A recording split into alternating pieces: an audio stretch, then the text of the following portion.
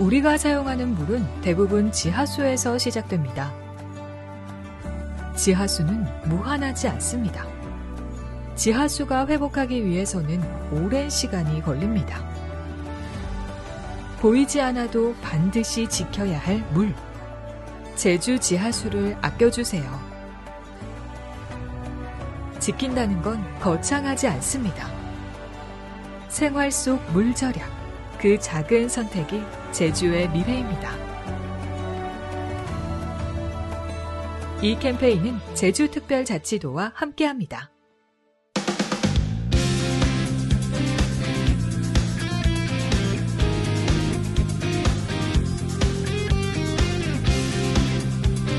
안녕하십니까. 10월 3일 금요일 개천절 아침에 함께하는 제주포커스 진행의 김익태입니다. 올여름 유례 없이 덥고 긴 여름이 이어졌죠. 이제는 이런 날씨가 뉴노멀, 새로운 일상이 되어가고 있습니다. 폭염과 열대야, 갑작스런 돌발폭우는 더 이상 이상한 사건이 아닌 구조적 변화의 신호라는 경고음을 울리고 있습니다. 고온으로 인한 열과 피해가 늘어나고 바다수온 상승으로 전통적인 어종마저 위태롭습니다. 10년 후 우리의 밥상에서 광어나 우럭이 사라질지 모른다는 우려까지 나오고 있죠. 추석을 앞두고 밥상 물가가 크게 오른 것도 결국 기후위기와 무관하지 않습니다. 오늘 제주포커스는 쪽집게 기상학자라는 별명으로 잘 알려진 계명대학교 환경공학과 김혜동 교수님과 함께 제주가 직면한 기후위기의 현실과 전망, 그리고 우리는 어떤 대응을 해야 할지 특집 대담으로 짚어보겠습니다.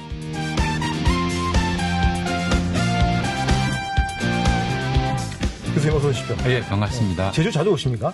예, 자주 옵니다. 저는 2019년하고 2023년에 처음에는 봄철을 제주에서 살았고 그다음에 여름은 제주에서 머물렀고요. 그다음에 가을 겨울에도 제주에 자주 놀러 옵니다. 제주가 연구하기도 좋은 곳 아닙니까, 사실 이게? 그렇죠. 제주도 저희 가면은 태풍센터도 있고 국립기상과학원도 있고 그래서 뭐 기상연구의 전진기지라고 볼 수가 있죠. 왜 제주가 기후위기의 최전선이라는 표현을 되게 쉽게 많이 쓰는데 관행적으로 이게 왜 그런 표현이 나왔을까요, 이게? 네, 전체적으로 보면은 제주도뿐만이 아니라 우리나라가 기후위기에 굉장히 민감한 지역이거든요. 왜 그럴까 생각해 보면은 전 세계에서 가장 큰 바다가 태평양, 북태평양이고 그다음에 가장 큰 대륙이 유라시아 대륙이고 그렇죠. 그 경계선상에 우리나라가 있기 때문에 그 기후변화 영향을 대단히 민감하게 받는 그 변동성을 크게 받는 지역이고요. 거기다가 제주도는 그 육상으로 좀 떨어져 있기 때문에 결국 기후위기를 만들어내는 주 원인, 에너지원은 그 해양의 고수온이거든요. 그 고수온의 영향을 직접 받고 있는 맨 전면에 있어서 받고 있기 때문에 제주도에서 가장 극심하게 나타나고 있는 것 같습니다. 그런데 사실 이 기후위기에 대해서 가짜뉴스라고 주장하는 사람이 있습니다. 그냥 일반 사람도 아니고 우리나라 전 세계 최강대국 미국 대통령인 트럼프 대통령이 지난달 유엔 연설에서 전 세계에 저질러진 최대의 사기극이다. 모든 예측이 그동안 틀렸다라는 게 이분이 핵심적인 주장이 근건데 어떻게 생각하십니까?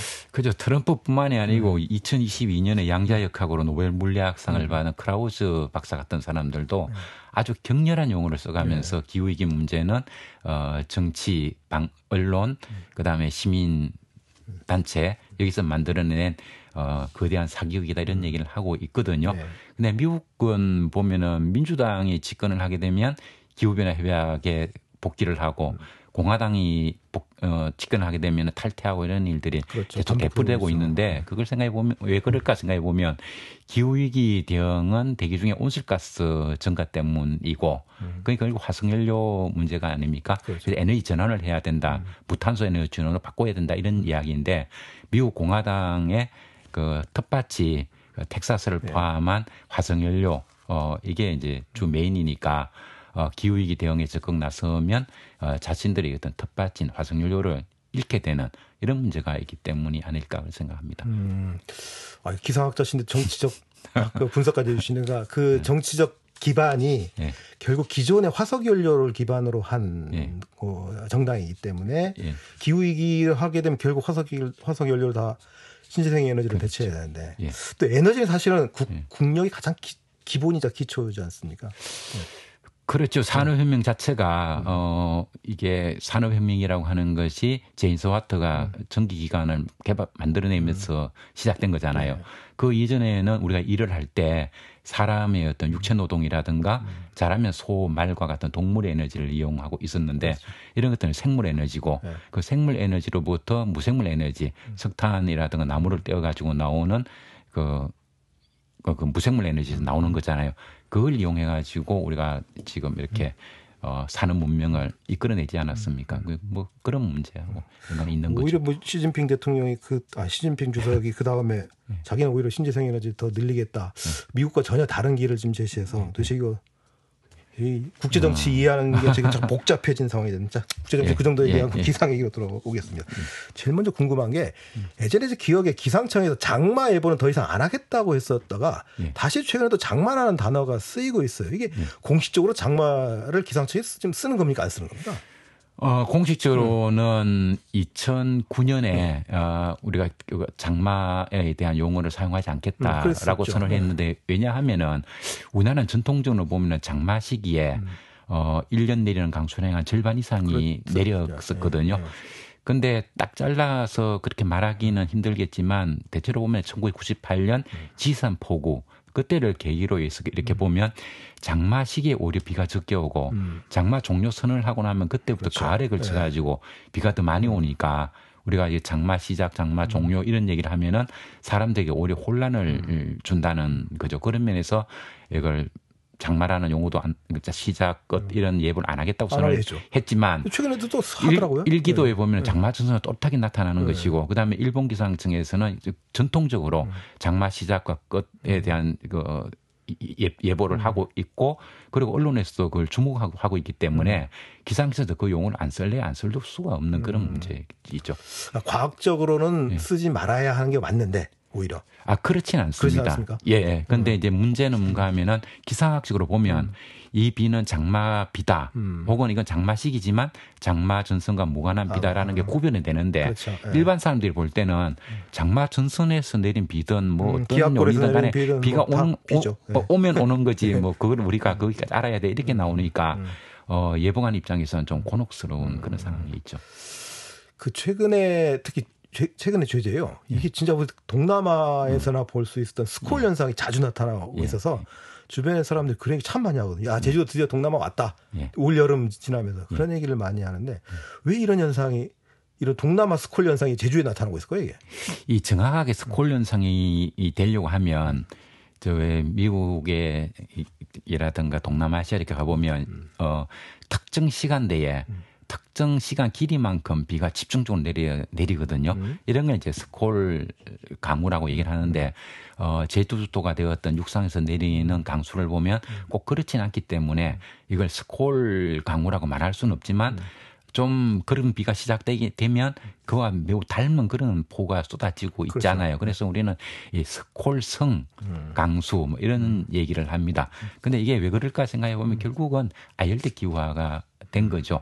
우리가 보면은 뭐 아열대 제주도 같으면 이미 아열대 기후에 접어들은 게 90년대 초면 어떤 기상 데이터를 써도 이미 아열대 기후거든요.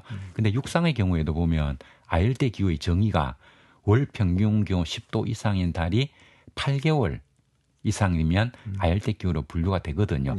그래 치면은 월 평균이 10도가 되려면 낮 온도가 15도 정도 되면 일교차가 10도니까 그러면 낮 온도가 15도 올라가고 새벽에 온도 가장 낮을 때 한 5도 정도 되면 그러면 10도를 만족하는 거예요. 그래 치면은 4월부터 이미 11월까지는 이 조건을 만족하는구나 하는 거는 뭐 기상학자 아니더라도 일반적인 누구나 인지할 수 있기 때문에 이미 우리나라는 실제로는 육상까지 전부 아열대 기후대로 바뀐 거죠. 그래서 스콜성 강수하는 거는 아열대 지역에서 나타나는 전통적인 강수 패턴이니까 우리 지역에서도 그런 현상을 자주 볼 수 있습니다. 근데 최근에 올해 여름에 나타난 건 너무 놀랄 정도로 낮에 그냥 파란 하늘이었다가 갑자기 이 윈도우 그 차량 브러쉬로 최대로 해도 앞이 안 보일 정도로 비가 쏟아졌다가 또 순식간에 또 햇빛 쨍쨍하고 이런 현상이 반복되니까 사람 이거.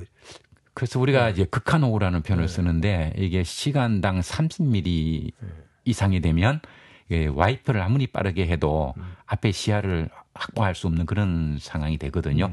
제주도 분들 살다 보면은 안개가 자욱할 때 차를 끌고 나갔다가는 앞에 안 보이고 뒤도 안 보이니까 뭐 앞에 사람도 나와 같은 빠르기로 운전을 할 것이다. 뒤에 분도 그렇게 따라올 것이다 하는 믿음을 가지고 이렇게 쭉 가야 되는 그런 경험을 많이 하지 않습니까? 비도 마찬가지는 거예요. 그런 현상이 되고 80mm가 되면 그걸 경험하는 사람들은 숨이 멎을 것 같은, 심장이 멎을 것 같은 그런 경험을 한다고 얘기를 하거든요. 근데 원래 보면 군산에서 150mm 비가 내렸고, 예, 제주도 우리나라에 지금 시간당 100mm는 쉽게 내리고 있기 때문에 그걸 경험하는 사람들은 이러다가 내가 죽을 수도 있겠다, 물에 고립될 수도 있겠다 하는 그런 위협감을 느낄 겁니다. 또 그런 말씀하신 분도 있어요. 올해 여름이 가장 시원한 여름이 될 것이다. 그렇게 더운 여름이었는데 내년 여름은 올해가 더 덥습니다. 예. 어떻게 됩니까? 그렇죠. 그 용어는 지금 현재 유엔 사무총장님이 구테스 사무총장님이 쓴 아주 좋은 말씀인데 우리가 파리 협정에 가지고 온실가스를 줄이려고 많은 노력을 하고 있습니다만 매년 나오는 데이터를 보면 오히려 대기 중에 온실가스 농도는 더 가파르게 증가하고 있거든요. 그러니까 지금보다는 해가 가면 갈수록 더 더워질 것이다. 그렇지만 이게 점진적으로 계속 매년 더워진다 이렇게 말할 수는 없겠죠. 왜냐하면 해양에서 엘니뇨, 라니냐 같은 현상도 있고 중위도의 수온이 높았다가 적도의 수온이 높았다 이런 시소 현상들이 많이 생기기 때문에 그런 반응에 따라서 어떤 시기가 되면 한 10년 이상 온도가 오히려 더 낮아지는 시기가 있고 그렇지만 좀 우리가 긴 시간을 놓고 보면 계속해서 오는 쪽 하면서 계속 상승할 것이라는 건 뭐 분명한 사실이라고 말할 수 있습니다. 추세는 분명히 올라가는 추세가 될 수밖에 없을 것이다. 인류가 살기 힘들 정도로.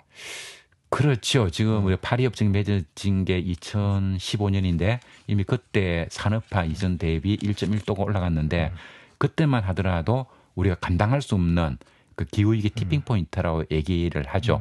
그런 것 중에 몇몇 개는 이미 시작이 되었거든요. 그리고 1.5도가 되어도 그린란드 빙하가 붕괴된다든가 이런 현상으로 갑니다.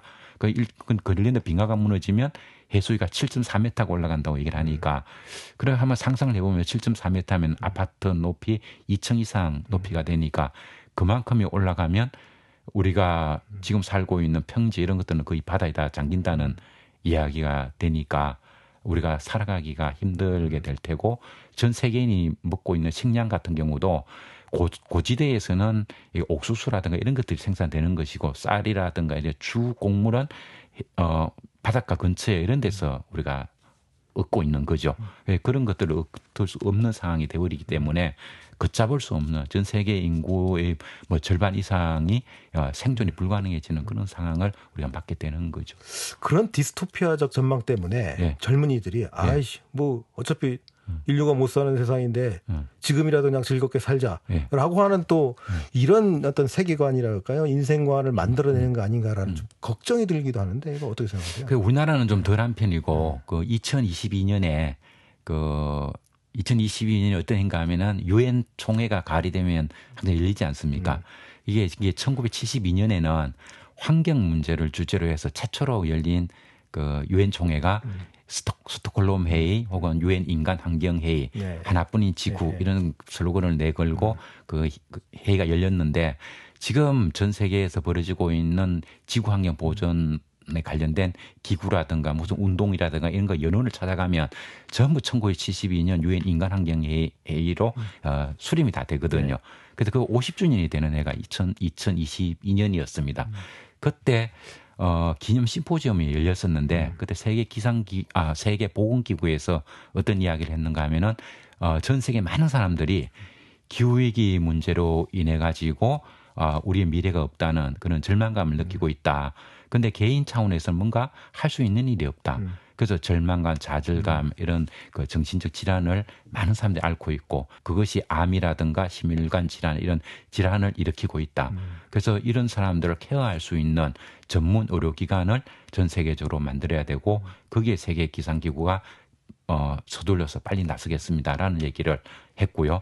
그리고 그 이후에 11월이 되면은 기후변화 당사국 총회가 열리잖아요. 그때가 되면 지금 세계기상기구에서는 계속 되풀이해서 이 얘기를 하고 있고 전 세계를 향해서 빨리 이런 의료기관을 만들자고 얘기를 하고 있습니다. 거기에 비하면 우리나라 사람들은 기후위기 문제에 대해서 상당히 둔감한 상황에 있다 이렇게 볼 수 있을 것 같습니다. 뭐 지구가 멸망하더라도 나는 오늘 사과나무를 심어야 하는 그런 자세로 그렇죠. 기후위기에 대응해야 되지 않느냐는 생각이 좀 들어요. 여러분은 지금 개천절 특집 방송을 듣고 계신데요. 제주에서 직면한 기후위기 문제를 놓고 계명대학교 환경공학과 김혜동 교수님과 이야기 나눠보고 있습니다.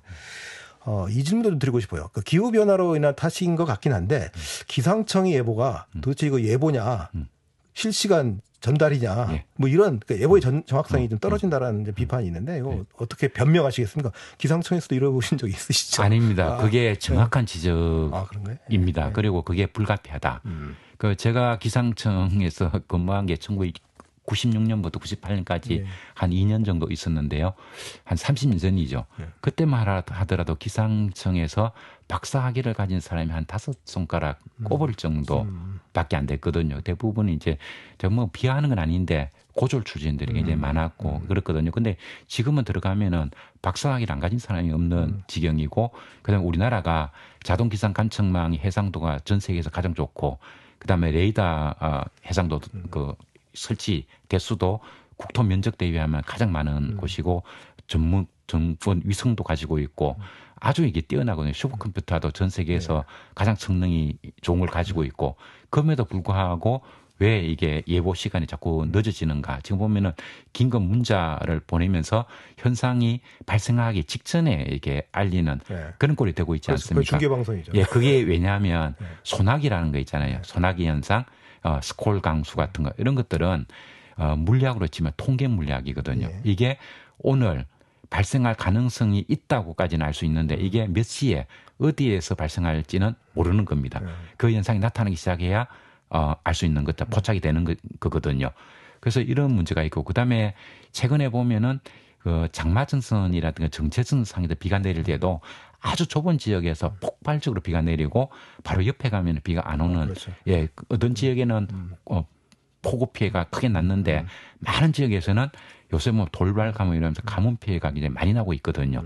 그러니까 이런 현상들은 갑자기 생겨서 갑자기 비를 쏟는 현상들이기 때문에 이거는 기상청에서 예보 시간을 확보해서 예보할 수가 없습니다. 이게 전 세계적인 공통적인 현상입니다. 그래서 이 기상청을 중계청이라고 이야기하는 게 맞는데, 이걸 기상청을 비난하는 용도로 써가지고는 우리가 아무 도움이 안 되고, 왜냐하면 아무리 비난해서 이게 개선될 것 같으면 비난이 되는데, 이거는 어쩔 수 없는 인간의 능력 한계이기 때문에 이제 일기예보는 이렇게밖에 못 온다는 걸 갖다 우리가 받아들이고 그런 바탕 위에서 재난 대비를 갖다 해야 되는 겁니다. 재난 대비하면 제주도민들한테는 태풍이 뭐 가장 최우선순위인데 작년에도 태풍이 없었고요.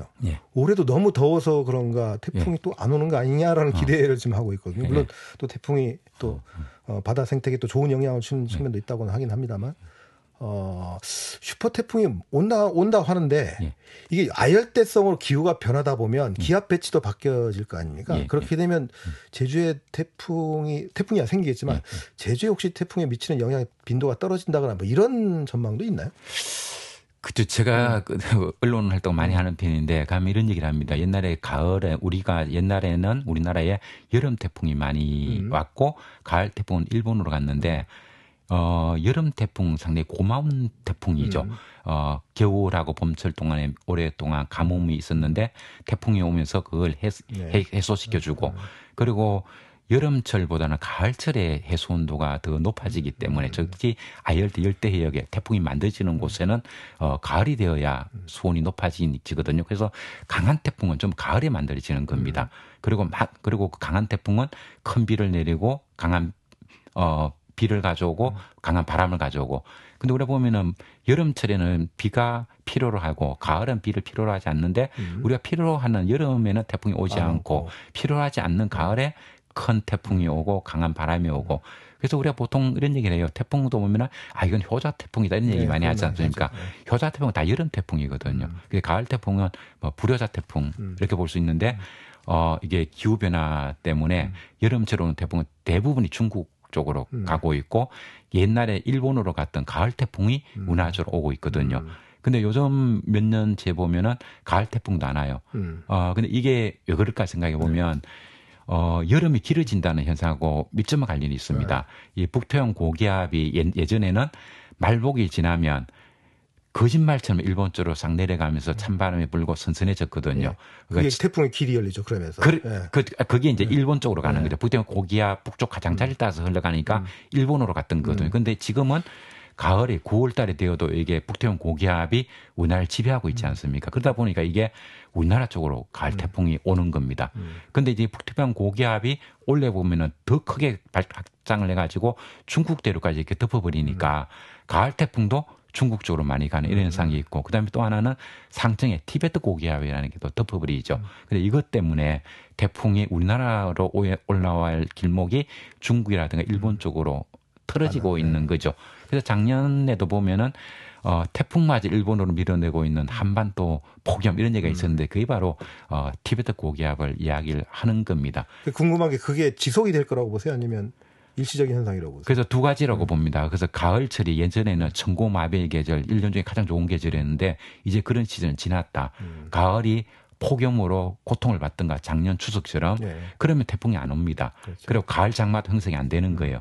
그런데 이게 티베트 고기압이 빨리 서쪽으로 수축이 되고 북태평 고기압도 남쪽으로 조금 내려갈 경우에는 장마전선, 정체전선이 많은 활동을 하게 되고 그래서 이게 주기적으로 비가 더 많이 오고 그리고 전선이라고 하는 것은 저기압이니까 주변의 공기를 빨아들이지 않습니까? 그러면은 큰 태풍도 우리나라도 빨아들일 수 있다. 그래서 가을은 폭염의 계절이 되든가 폭우의 계절이 되든가 그 두 개로 바뀌었다. 그래서 1년 중에 가장 괴로운 계절이 가을이 되었다. 이렇게 제가 설명을 합니다. 뭐 아니면 도가 될 수도 있다는 말씀이에요. 예, 그래서 천고마비의 계절은 끝났다. 자, 또 제주와 관련해서 그 곶자왈, 숨골 같은 이 제주의 독특한 지형 지질이 홍수 조절 또 지하수 생성에 큰 역할을 하고 있는데 이게 개발로도 훼손되는 경우도 참 많고요. 이런 게 지금 이런 그 곶자왈이나 숨골 같은 지역 보전이 기후위기 대응과 어떤 연관성이 있다고 보세요? 곶자왈이 제주도에서 굉장히 많이 훼손이 되었지요.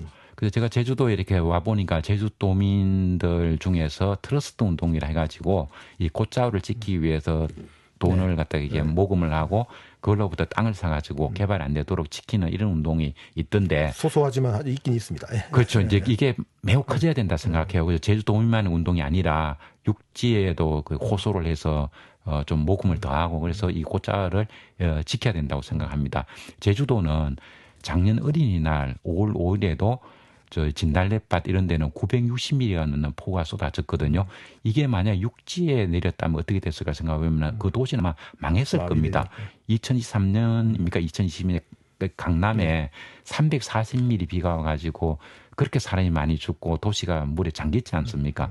그런데 제주도에는 960mm가 비가 와도 이렇게 멀쩡한 이유, 그리고 큰 태풍이 제주도로 올 때는 뭐 수백 미리 비 같은 거는 쉽게 오지 않습니까? 그럼에도 불구하고 제주도에 사람이 살 수 있는 이유가 바로 그 곶자왈 때문에 존재를 하거든요. 근데 이게 무너진다면 앞으로 지금보다 훨씬 더 강력한 폭우, 강강도 큰 강강도의 비가 오고 그다음에 그 더 강한 태풍이 올 텐데 그 비를 제주도민들은 감당할 수가 없게 되니까 이 제주도에는 큰 재난이 올 수밖에 없고 제주도에는 사람이 살기 힘든 곳이 될 겁니다. 그래서 제주도민들은 이 곶자왈이고 제주도민의 생명이다 이 생각을 꼭 해야 될 것 같습니다. 곶자왈이라는 게 단순히 어떤 생태적 경관적 가치뿐만 아니라 기상적 측면에 봤을 때 기후위기에 어쩌면 최후 보루일 수도 있다 이 말씀이시네요. 그렇죠. 재난 대비에 이거보다 더 좋은 건 없는 거죠. 그 자연이 준 정말 천년의 대비 대책인 거죠. 자연이 만들어준 대비책인데 그걸 훼손했다가는 결국 제주도가 큰 재난에 그렇습니다. 요즘 육지에 보면은 큰 포가 쏟아지면은 소방대원들이 가서 구출 안 해주면은 고립되지 않습니까? 제주도 그런 꼴이 될 거거든요. 근데 곶자왈 때문에 물이 지하로 빨리 들어가기 때문에 그런 걸 안 당하는 거 아닙니까? 그러니까 그래서 육지에서는 이 재난 대책을 어떻게 해야 되는가 얘기를 할 때는 지하에 빗물이 들어갈 수 있는 지하 저류실을 지어야 된다라고 이제 얘기를. 그렇죠, 그건 답이 없는 거예요. 그걸 통해 가지고 골든 타임을 얻어야 되거든요. 근데 제주도는 그렇게 하지 않아도 자연이 만들어준 그 지하 저류조인데 그걸 훼손한다는 것은 제주도민의 목숨을 빼앗는 그런 꼴이 됩니다. 한 1분 정도 시간 남았네요. 자, 기후위기 시대를 살아간 제주도민들에게 전하고 싶은 말씀 좀 해주시죠. 예, 제주도 같은 경우는 이제 기후위기 영향을 가장 크게 받고 있고, 그리고 얼마 전에 뭐 방송국에서 제주도의 바다가 어떻게, 이렇게 어떻게 변해가고 있는가 하는 걸 방송을 한 적도 있는데 그게 해녀분들 말씀이 예전에는 그 바다에 들어가면 해조류, 토치라든가 이런 데 너무 많이 번성을 해가지고 잘못해서 그 발이 끼면 목숨을 잃을 수도 있는 위험이었다라고 얘기를 하는데 지금 보면 그런 해조류가 거의 뭐 망가지고 없고 그다음에 온평리라든가 이런 것도 미역도 나지 않고 있잖아요. 근데 이런 것들이 사라지면 결국은 그걸 서식공간화 하는 그동안 우리에게 익숙했던 물고기 이런 것들도 생존할 수 없는 것이고 그래서 바다 환경도 굉장히 급변하고 있고 그다음에 육지 환경도 아열대가 점점 더 심화되고 있고 그래서 제주도에서는 이게 양식업 같은 거라든가 육상에서 이제 농산물 이런 것들도 시설 재배를 더 확대한다든가 혹은 어떤 그 농산물이나 수산물의 어떤 종류를 바꿔간다든가 하는 이런 게 한반도 기후위기 문제에 있어가지고 이 탈바꿈하는 그런 어떤 모범을 보여줘야 되는 그런 도시라고 생각을 합니다. 네. 자, 오늘 대담에서 김 교수님이 던진 메시지가 오래 기억되길 바라겠습니다. 삶을 지키는 기후위기 대응에 우리 모두가 깊이 귀 기울였으면 좋겠습니다. 개천절 특집 대담은 여기까지입니다. 오늘 말씀 고맙습니다. 예, 고맙습니다. 지금까지 계명대학교 환경공학과 김혜동 교수였습니다. 다음 주에는 추석 연휴를 맞아 여야 지역 정치인과 연속 대담을 특집으로 준비했습니다. 월요일엔 첫 순서로 문대림 국회의원이 출연합니다. 많은 청취 부탁드립니다. 추석 연휴 잘 보내십시오. 안녕히 계십시오.